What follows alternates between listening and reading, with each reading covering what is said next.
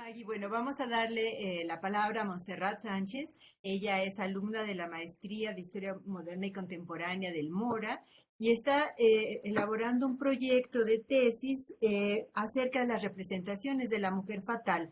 Pero el día de hoy se va a concentrar en una de estas autoras que ha trabajado esta representación y una novela que se llama La Muñeca, de Carmel Eulate Sanjurjo, Nuevos paradigmas de género en la sociedad puertorriqueña de 1895. Adelante, Montserrat. Muchísimas gracias, doctora. Bueno, también quisiera hacer como una aclaración previa y es que, o sea, este es como el primer acercamiento que tengo. Y para empezar, la representación de la mujer fatal, pues realmente ha sido una representación propiamente masculina, ¿no? Entonces, esta autora representa como una excepcionalidad a esta representación y bueno, o sea, voy a dar lectura a lo que escribí al respecto, ¿no? La muñeca fue publicada en 1895 en la ciudad de Ponce, en Puerto Rico. Es una novela corta y además la primera novela escrita por Carmela Eulate Sanjurjo. Ella nació en San Juan, Puerto Rico, en 1871. Publicó muy joven esta novela, ¿no? Y falleció en España en 1961.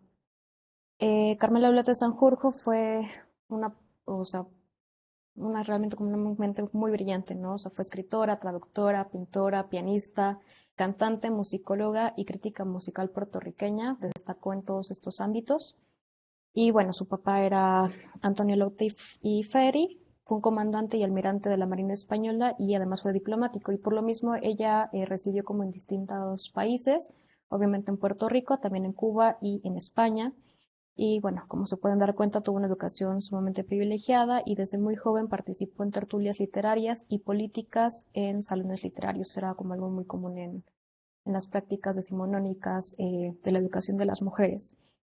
Y bueno, aquí acudieron distintas figuras de las élites intelectuales y políticas de la aristocracia y la alta burguesía de Puerto Rico, como Salvador Brau, Manuel Fernández Juncos, Manuel Seno Gandía, Ana Roque Duprey, José Julián Acosta, entre muchos otros intelectuales. Estudió también artes e idiomas y llegó a dominar distintas lenguas como el árabe, el ruso, el alemán, el italiano, el inglés, el francés y el catalán, y es considerada la primera orientalista y arabista de su país, ¿no? El primer cuento que ella publicó fue cuando tenía 15 años en la revista puertorriqueña, la dirigió Manuel Fernández Juncos, y posteriormente se mueve como con las élites liberales de Puerto Rico y publica narrativa breve y algunas traducciones del francés al español en distintas revistas y con otros liberales, como la Ilustración Puertorriqueña, el Correo de Puerto Rico, la Revista de Cuba, la Revista Blanca, La Mujer y el Correo de Ultramar. Entonces, durante finales de los 90 del siglo XIX, pues publicó una serie de relatos, ¿no? Antes de publicar esta novela. Y después se dedicó a escribir biografías de diversas mujeres, como la reina Isabel de Castilla, María Estuardo, la Madre Teresa de Jesús, Eugenia de Montijo, Lola Montes, y también la historia de mujeres cercanas a hombres ilustres como Chopin, Schiller, Schubert y Goethe. También es considerada la primera, bueno, como les comenté, la primera arabista y orientalista. Y entre las traducciones que hizo, destaco las de Shakespeare, Shelley, Woodworth, Edgar Allan Poe, Keats, D'Annunzio, Carducci, Verlaine, Victor Hugo, Schiller y Heine. Entonces, pues aquí destaco que hay una evidente inclinación de nuestra autora por el romanticismo y por personajes históricos femeninos de la aristocracia o que están vinculados a ella. Y bueno, ya adentrándonos propiamente en la novela, La Muñeca fue prologada por el fundador del Partido Autonomista, que es liberal, Manuel Seno Gandía, y también fue reformista. Él vivió en Francia durante su internado en medicina y al regresar a Puerto Rico se dedicó al periodismo. También es considerado el mayor exponente del naturalismo en su país.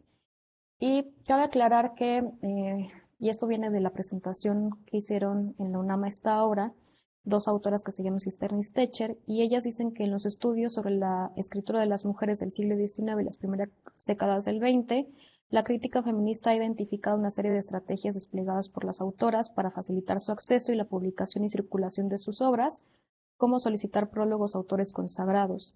Estos paratextos constituyen importantes respaldos simbólicos en contextos en que se desconfiaba de la capacidad de las mujeres para dedicarse a la literatura. Así, si un escritor consagrado afirmaba que el texto de una mujer valía la pena, la resistencia a publicarlo y leerlo se reducía considerablemente, ¿no? Entonces, Zeno Gandía, ser un autor consagrado y hacer un prólogo a esta obra, pues realmente facilitó la publicación. Y bueno, a mí lo que me llama la atención es que Zeno Gandía, cuando elogia esta obra y a su autora, también lo hace en términos masculinos, ¿no? Y aquí cito a Zeno Gandía. Esa privilegiada facultad de crear realidades es la predominante en el libro al que le dedico estas líneas. Carmela Ulate es un filósofo, es un novelista, ¿no? Lo hace en términos masculinos aquí. Además, estas autoras agregan que aunque una autora pudiera gozar de lectores y reconocimiento en la época, esto no garantizó que su nombre permaneciera en el canon literario y muchas de ellas pasaron de tener un importante nivel de presencia pública a desaparecer totalmente de la memoria literaria de sus países. Sin embargo, la crítica literaria feminista desde 1980 ha sido fundamental para recuperar las voces e historias de las mujeres que hicieron grandes aportaciones a las literaturas nacionales. Y sí, o sea, realmente hay como una coincidencia al respecto porque la primera publicación que se hace en Puerto Rico es de finales del siglo XIX, luego se publica a manera de folletín a principios del siglo XX, desaparece del canon literario y vuelve a aparecer una segunda publicación del libro hacia 1987, ¿no? Sin embargo, también quisiera destacar que pues realmente durante todo el siglo XX Carmela Lauta Sanjurjo no vive en Puerto Rico, vive en España y sí tuvo publicaciones durante todo el siglo XX, ¿no? Al menos la primera mitad del siglo XX. Y ya regresando al contexto decimonónico, sabemos que las élites intelectuales fueron partícipes sobre los proyectos educativos de la sociedad. Estas élites se veían a sí mismas como guías pedagógicas para educar moral, cívica y espiritualmente a las infancias, y había publicaciones como especializadas, ¿no? Es decir, o sea, publicaciones de infancias, a jóvenes y señoritas, a las madres y a los trabajadores, y sin duda había de por medio un trasfondo en la educación a partir de los géneros. Considero que hacia la segunda mitad del siglo XIX vamos a encontrar, y no solamente en Puerto Rico, sino en toda América Latina, un gran número de publicaciones, sobre todo periódicas, como novelas de folletín, periódicos, revistas de variedades dedicadas a fomentar la feminidad en las mujeres de la sociedad, y para ello la literatura ocupaba un lugar central en su formación. Así pues, la educación femenina estuvo permeada por un deber ser visible en sus personajes congéneres de la ficción, y es en estos planteamientos en los que vamos a inscribir la novela, pues considero que Ulate Sanjurjo hace un cuestionamiento a las mujeres burguesas y aristocráticas en el modo de ser mujer. Además, hacia 1902 la novela se vuelve a publicar a manera de folletín. Paralelamente, en el contexto de la modernidad decimonónica, algunas expresiones literarias de las élites letradas, sobre todo masculinas y burguesas, recurrieron a temáticas perversas, inmorales o amenazantes como formas de representación de cuestiones simbólicas en el imaginario cultural epocal, como va a ser la mujer fatal. No obstante, Carmela Ulate Sanjurjo es una transgresión de todos estos factores, pues en cuanto a la representación femenina, esta fue creada desde el imaginario de una mujer. Lo que en una primera lectura parece ofrecer la muñeca es una reconvención a las mujeres que orientan su vida en torno a valores aristocráticos. Entre estos destacan negativamente la frivolidad, el amor por el lujo y la ostentación y el privilegio de una sociabilidad pública por sobre la domesticidad. La novela de Carmela Ulate participa del proyecto hegemónico de transformar a las mujeres en verdaderos ángeles del hogar, abnegadas, sumisas, bondadosas, totalmente satisfechas con sus roles de madres y esposas. Sin embargo, los distintos discursos que atraviesan el texto y el análisis de los personajes y sus trayectorias permiten interpretar la muñeca como un texto que tempranamente plantea perspectivas críticas con respecto a la función social de las mujeres. Y aquí también estas autoras que hicieron la introducción o la presentación a esta novela mencionan que ni el modo aristocrático que piensa a las mujeres como adornos, ni el burgués que ve en ellas un elemento moralizador constituyen alternativas que permiten su desarrollo como sujetos autónomos. Sin embargo, yo quisiera dialogar con esto último porque creo que en el modelo burgués sí va a haber una manera de autonomía de las mujeres a partir del consumo, ¿no? Es decir, lo que vemos al inicio de la novela es la historia de Rosario. Ella es una mujer joven y hermosa, sumamente tierna, de ojos azules y largas pestañas, es decir, una muñeca. Ella está en el momento previo a su boda y la voz narrativa destaca su preocupación, o más bien frivolidad, por mostrar su belleza y lujos de la boda frente a sus amigas y la sociedad. Ella va a contraer matrimonio con un prestigioso abogado, que es Julián Lazaleta, y es debido a su manipulación, producto de su belleza y actitudes tiernas e infantiles, y que no están sexualizadas. Esto es distinto a la representación de las mujeres fatales, o sea, más bien es infantil esta mujer, y a partir de conmover al marido es como lo van a manipular. eh, Rosario va contra toda la voluntad de su esposo, ¿no? Para obtener lo que quiera, es decir, vivir lujosamente, vestir ropa de alta costura y a la moda, y adorna toda su casa con adornos provenientes de distintos países. Su imagen y proyección social está mediada por el control absoluto de su imagen, y todo esto es más importante que el deseo del cuidado del hogar o de estar ella encerrada en el hogar, en el espacio doméstico, y del bienestar económico del matrimonio. Estos eran valores fomentados en las mujeres burguesas de la época, pero siguiendo Cisterna y Stecher, en las consideraciones morales sobre el atraso social había una responsabilidad del pueblo y las mujeres eran sujetos claves en esta cuestión, pero por lo mismo también eran posibles agentes de cambio por ser madres de la patria, moralizadoras de la sociedad o ángeles del hogar, y las mujeres de las clases populares y acomodadas debían cambiar para promover estos roles. Sin embargo, la actitud de Rosario es una oposición a estos esquemas. Su composición como mujer fatal, por ser calculadora y frívola para dominar a su marido y que se antepone ella por encima de la cuestión doméstica, rechazando la abnegación, hace que transgreda el orden social y sexual en el que se encuentra inmersa. La vida de Rosario anticipa el quiebre económico de Julián por los excesivos gastos que ella tiene hasta que finalmente, y pese a trabajar más para complacerla, él llega a la bancarrota. Tal situación económica lo lleva a una depresión, pues nota su situación como deshonrosa y descuida el despacho y su vida política. Así, en un acto de desesperación, termina suicidándose y en su nota de suicidio acusa a Rosario de todos los males.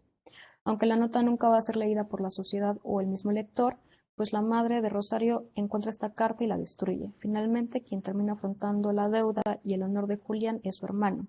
Sin embargo, Rosario continúa con su forma de vida y sin un ápice de culpa por la muerte de su marido, asciende socialmente y sale victoriosa en la narración, pues no obedece en la construcción de la femme fatale, construida por lo general desde un imaginario masculino y en la que termina casi siempre siendo destruida para perpetuar la sociedad y la moralidad.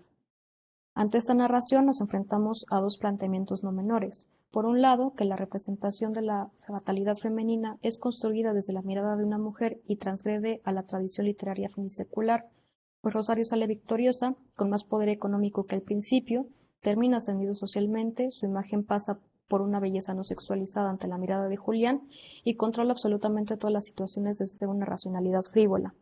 Por otro lado, esta representación plantea cuestionamientos de clase, pues critica la posición aristocrática femenina, es decir, la superficialidad, la ostentación frente al valor de la masculinidad que detenta Julián, el cual está construido sobre su honorabilidad. Aún así, cabe destacar una lectura masculina del momento y voy a regresar al trabajo introductorio de Zeno Gandía. Ahí él critica a la madre de Rosario por lo que ocurre en los sectores altos cuando las madres no educaban bien a sus hijas, haciendo que resulten mujeres frívolas y caprichosas, pero que, para reformar a Rosario, ésta debería regresar a los brazos de su madre y rogar al cielo para no caer en la fatalidad, responsabilizando nuevamente a las mujeres por la educación femenina y sobre su valor moral ante la sociedad. Lo que vemos en la obra es una transición subjetiva concerniente a la época de una modernidad capitalista.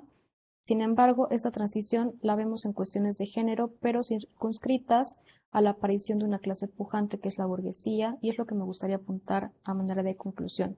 Pues a diferencia de lo que mencionan Cisterna y Stecher, considero que los valores burgueses sí plantearon una posibilidad de emancipación femenina en el Puerto Rico decimonónico y acorde a lo que vemos en la novela. Por un lado, aparece la erosión de una masculinidad que podríamos llamar más tradicional en Julián. Él constituye esta masculinidad en aspectos de la honorabilidad frente a la sociedad. Sin embargo, también es víctima del amor romántico y del arquetipo de la mujer fatal que detenta Rosario. Julián es un hombre bondadoso, generoso, tradicionalmente proveedor y sumiso por la actitud manipuladora de una mujer que anticipa el abismo y la perdición económica en donde va a caer. Sin embargo, vamos a ver un punto de quiebre en los capítulos 5 y 6, una ruptura con el romanticismo al contraponer el amor y la ternura con el trabajo y la honorabilidad. De acuerdo con Pablo Picato, el romanticismo no es una expresión estética y emocional, sino expresión de moralidad y de honor burgués, y describe a una nueva clase social e intelectual distinta, que es la burguesía. Recordemos que Julián es un abogado, es decir, tiene una formación liberal, también representa a una clase pujante en la vida política de la época, ya que organiza reuniones en su despacho y hace publicaciones periódicas e independientes en contra del gobierno local. Se ve a sí mismo como un intelectual respetable, pero Rosario es una crítica sagaz a la moralidad y cultura política del marido, una vez que éste, por primera vez, le niega asistir a un baile en el palacio en donde vivía el gobernador y a quien Julián criticaba como opositor político en su periódico. Y aquí cito a Rosario. Vosotros no sois política, luchéis en los periódicos hasta adquirir un renombre que tenga su precio en el mercado y que se compre con un destino o puñado de oro. Comprendo, si son así, que se inquietan de verte en el palacio y que tu presencia sea malinterpretada. ¿Creen que irás a disputarle su pitanza? Tras estas palabras, Julián revela el carácter calculador y frío de Rosario, entra en crisis y frente a ella muestra sus preocupaciones y vulnerabilidad con tristeza y rabia al saberse como un sujeto que solo puede brindarle lujos y no como receptor de un cariño desinteresado y casi sagrado. Su masculinidad queda expuesta a lo largo de toda la obra frente a su esposa y sus amistades, motivo por el cual siente perdido su honor. A esto se suma la crisis financiera y la negativa de Rosario a reducir sus gastos que lo harán caer en un abismo de perdición. Por otro lado, Rosario es el epítome de una mujer moderna al adaptarse a los cambios sociales concernientes a esta modernidad capitalista, es decir, su personalidad se amolda a la aceleración de la moda y a cuestiones de los lujos del mercado y el consumo. Es una mujer burguesa que demuestra el control racional sobre sí misma y reafirma su autonomía a través del gasto y de la manipulación de su imagen a la mirada de los otros. El principal argumento de autonomía frente a Julián es que si reducía sus gastos era un motivo para quedarse encerrada en el hogar. Además, le demostraba constantemente que podría prescindir de él para seguir viviendo con lujos gracias a su belleza y lo castigaba con actitudes de desdén o indiferencia y también le causaba celos con otros hombres hasta obligarlo a ceder a sus caprichos. En este sentido, vemos que Rosario destaca no solo por su belleza frente a la sociedad, sino por sus hábitos de consumo, la ostentación y el lujo frente a sus amigas. En términos de una historia cultural, lo que vemos en la sociedad de finales del siglo XIX es que las mujeres se hicieron más independientes como consumidoras, adquirieron mayor control sobre sus vidas y también se volvieron más conscientes de la construcción de su imagen, lo que causó bastante ansiedad en el mundo masculino. El poder adquisitivo que muestra Rosario en la muñeca y que resulta central en el desarrollo de su personalidad como personaje de novela, conecta con este tipo de mujer decimonónica, otorgándole facultades de control en la elaboración de su propia imagen, es decir, un recuerdo de su poder y hegemonía social y de clase. Así pues, la imagen de Rosario como modelo de feminidad reclama un imaginario cultural respecto a la sociedad finisecular. Participa de una representación masculina que va a ser la femme fatale, pero es relativa a los intereses burgueses en cuanto a hábitos de consumo modernos y se construye a sí misma a través de ellos, modificando también su relación con los demás y con el mundo, pues saca a la mujer del ámbito doméstico y la proyecta al público mediante sus hábitos económicos y culturales, aunque también la ata a una nueva feminidad mercantilizada y moderna. Sería todo. Muy bien, muchas gracias, Montserrat. Entonces, vamos a escuchar los comentarios particulares de Ana Elvira para el trabajo de Montserrat y continuamos después con las siguientes exposiciones. Adelante. Buenas tardes Ana. a todas y todos y todes, ahí que nos están viendo, escuchando o participando. Pues bueno, primero antes que nada agradezco a Laura pues la invitación, a Montserrat por conocer la obra de la muñeca, yo no la conocía, fue una revelación que me consumí en estos días. Y también celebro mucho esta posibilidad de que los textos puedan ser retroalimentados mientras están trabajando, ¿no? En los procesos de investigación y en los desarrollos, ¿no? Pues bueno, voy a empezar propiamente. Son algunos, pues como todo, son sugerencias que tú decidirás si incorporas o no. Eso es, pues, es tu investigación. O sea, esas son sugerencias que hago y que espero que te sirvan para algo, ¿no? Pues bueno, de entrada me encantó. Lo devoré así en 20 minutos todo el trabajo, pero luego me empezó a causar algunos problemitas. Primero, que era imposible sacar de mi mente a Madame Bovary. Era imposible sacar de mi mente. A la hora de hablar de la muñeca de Rosario, era imposible sacar de mi mente a Madame Bovary. Justamente en este referente del romanticismo. Y una de las particularidades también dentro del romanticismo también va a ser la caracterización femenina. Una de ellas dentro de el escenario de las mujeres malas y perversas, porque son muchas. Entre ellas, o sea, no hay una unicidad en el ser mala dentro del romanticismo. Y hay muchos escenarios de perversión romántica, ¿no? Dentro de este ejercicio. Entonces a mí se me hace un poquito forzada la figura de la femme fatale aplicada a Rosario. Yo siento, y justamente estuve haciendo como esta disyuntiva entre las tipologías, si podemos hablar de unas tipologías de las mujeres malas y perversas del romanticismo, una que corresponde a la femme fatale y otra que yo lo que veo claramente es la figura del ángel. Esa es como una de las figuras que me saltan que es que se considera además la más peligrosa de todas, porque todavía la femme fatale sabemos que es mala, ¿no? Y que todo lo que toca eventualmente se va a corromper, se va a morir, se va a todo, ¿no? O sea, pasando por esta sexualización que lleva al desenfreno, pierdes como toda tu idea de lo moral, y ellas te trastocan, ¿no? Pero el ángel es muy particular. Es una figura que va a tener muchísimas, muchísimas sutilezas y que incluso más adelante va a ser recuperada también en la figura de la moda y va a ser hecha símil con la idea de la mantis religiosa, ¿no? Esta mujer elegante, fina, delicada, pero que es potencialmente destructora, ¿no? O sea, en todos estos elementos y que necesita un tipo de hombre muy particular. Estos hombres buenos, buenos, buenos, ingenuos que tienen que ser así buenos por todos lados, que tiene que ser un marido perfecto, que tiene que ser un hombre políticamente de ideales, que tiene que ser un hombre ingenuo, porque para que esta mujer buena sea mala, pues el hombre tiene que ser perfecto.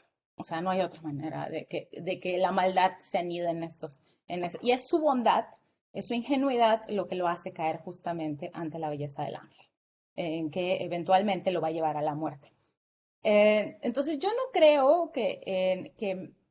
o sea, bueno, a mí en esta lectura no me encaja la femme fatale, pero por todos lados encuentro al ángel funcionando como una forma narrativa y como un ejercicio ahí, una tipología que nos ayuda a construir a este personaje. Flaubert publica en Madame Bovary en 1856. Carmela Eulate está publicando La muñeca en 1895. El impacto que tuvo Madame Bovary en la forma y en las estructuras de Flaubert va a ser tan particular porque incluso va a ser llevado a juicio. O sea, el juicio a Madame Bovary y a Flaubert es creo que una de las cosas más ricas de la literatura, ¿no? O sea, en la literatura romántica en ese sentido, ¿no?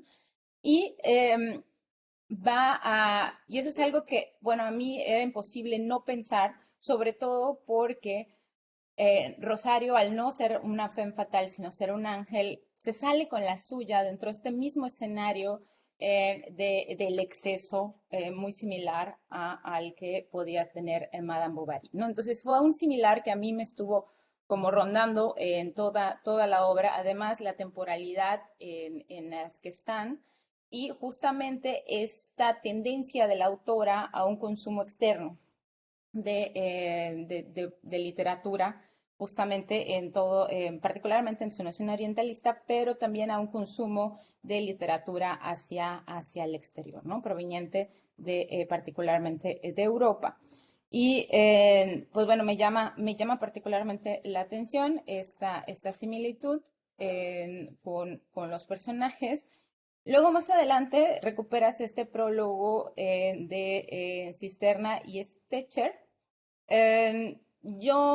A mí se me hace también un poquito también desfasada la lectura del capital, o sea, bajo la lógica del capitalismo, el texto en cuanto a la construcción del personaje, no a que no existan los procesos económicos, sino a la contra, en relación a los procesos de los personajes, pero sí tiene que ver con una lógica que también me hubiera encantado verlo en tu texto y no aparece, que es esta epistemología feminista que viene a plantearse a la experiencia como un eje rector. De hecho, tú citas más adelante a Benjamin para hablar de este proceso, pero hubiera sido como más interesante ligarlo justamente con esta discusión que se hace entre los 70 y los 80 de la epistemología feminista, que va a retomar la experiencia como un elemento importante. Entonces,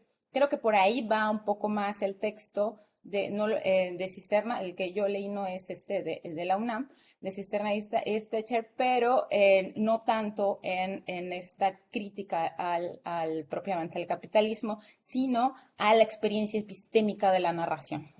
Creo que por ahí podría ir el asunto. En esta estrategia, de hecho, todavía funciona en la academia, tristemente. Esta estrategia de que un hombre valida el trabajo de una mujer es todavía una práctica bastante usada en la academia. Para validar intelectualmente el trabajo, precisamente, particularmente el trabajo que no es científico en términos duros, o sea, en términos que ofrece, o sea, dato duro, en que se va a defender por sí mismo, ¿no? Sino estos trabajos que tienen que ver con la reflexión intelectual, que tienen que ver con pues, las ciencias blandas, entre comillas. Entonces, estas ciencias blandas estas mujeres que se dedican a las ciencias blandas, tienen que estar apadrinadas por una figura masculina, ya sea el padre, ya sea un amigo, ya sea alguien que va a prologar, validar o dar constancia de que esta mujer tiene la capacidad intelectual para pensar por sí misma. Entonces, en esta validación es donde las mujeres adquieren este estadio de intelectual. De hecho, no es, para la época, no es nada extraño que se refieran a ella en términos masculinos. O sea, esa va a ser una estrategia muy clara de narración, donde las mujeres que participan del escenario intelectual, sobre todo del intelectual no necesariamente de corte pedagógico, asociada a la escuela y al cuidado, sino intelectual en términos reflexivos, va a estar muy asociada a la idea de un pensamiento masculino, ¿no? Entonces, para poder hacer así, piensan como hombres, ¿no? Y como piensan como hombres, entonces pueden ser aceptadas en el grupo en su calidad de hombre, ¿no? O sea, de intelectual en esta figura que borra la experiencia femenina para agruparla, ¿no? O sea, deja de ser hombre para ser intelectual. Y para ser intelectual necesariamente tienes que borrar tu experiencia femenina. Y eso es justamente lo que recuperan las feministas de los 70s y los 80s con la experiencia como una forma de narrar otro tipo de epistemología narrativa, ¿no? Que no pasara por este ejercicio de la ciencia que era masculina en todos sus ejercicios, ¿no? Entonces, esto se me hace bien interesante. También se me hace bien interesante la referencia que haces justamente a las guías pedagógicas, o sea, a estos ejercicios sobre guías pedagógicas que otra vez vuelven a retomar el papel moralizante pedagógico de la literatura en cuanto a establecer una forma de ser, una instrucción femenina de la educación emocional, ¿no? O sea, la famosa educación sentimental que va a estar trabajada y va a estar proyectada a través de la literatura, en donde se van a construir justamente estos proyectos educativos y donde se van a combatir a las mujeres malas y perversas, a todas. En ese sentido, lo interesante, y ahí otra vez volvió a mi mente Flaubert, lo interesante, y concuerdo contigo con lo que dices, que el que ella narre desde una experiencia femenina modifica esa experiencia, pudiendo narrar a Rosario ante su belleza, etcétera, como una femme fatal que necesariamente va a tener un final fatal. O sea, la narra como un ángel que se sale con la suya. Eso creo que eso es un punto de narración interesante que sí creo que fue muy consciente, o bueno, me imagino que es consciente de la autora, o tal vez lo es, en cuanto al narrarlo como mujer, una forma, y es justamente también lo que ella hace, y creo que se refuerza con el hecho de que es narrada como hombre, es descrita como hombre en el prólogo, es también esta idea de pretender ser una buena mujer, ¿no? Para salirte con la tuya en la escena. Y eso se me hace muy, muy interesante de la novela, en que también, y ahí sí, justamente a la elección, con la elección de la figura del ángel, también viene esta ostentación.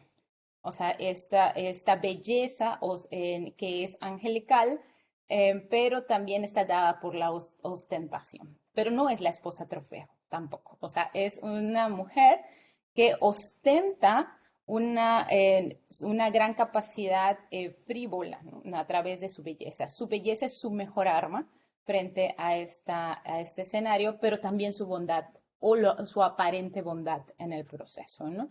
Es también una de las cosas, junto con un egocentrismo poderosísimo. O sea, el ángel es egocéntrico como figura, es como una de sus ingredientes más importantes, es justo este egocentrismo de lo que yo quiero, lo que yo necesito, y todos me lo tienen que dar. Todos los hombres a mi alrededor me tienen que dar eso para salirme con la mía, ¿no? Aunque eso les cueste la muerte, eso no es mi problema. O sea, y por eso entran dentro de la categoría justamente de las malas y perversas de la historia, ¿no? Entonces, sí creo que es una novela transgresora en cuanto a que no narra o a que narra desde otra perspectiva la historia de una mujer burguesa, ¿no? Eso creo que sí es interesante en esa transgresión. Em, Creo que también la figura de la madre es interesante en la parte. Y justamente cuando describen a Julián, y tú lo haces en términos de decir, es un hombre bondadoso, generoso, tradicionalmente proveedor y sumiso por la actitud manipuladora de una mujer que anticipa el abismo y la perdición económica en donde va a caer. Ella lo sabe, pero es demasiado bonita como para decirle que no.